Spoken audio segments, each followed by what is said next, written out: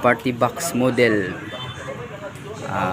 212 party box Bluetooth.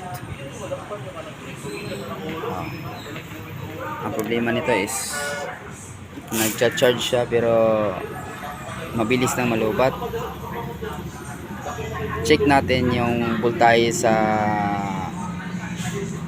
output ng battery kung meron bang lumalabas. So okay yung niya. Output ng regulator. Dito yung terminal sa battery. May lumalabas dito na mga 14 volts. So good siya. Yung battery ang voltahe na lang niya is 11.29 volts.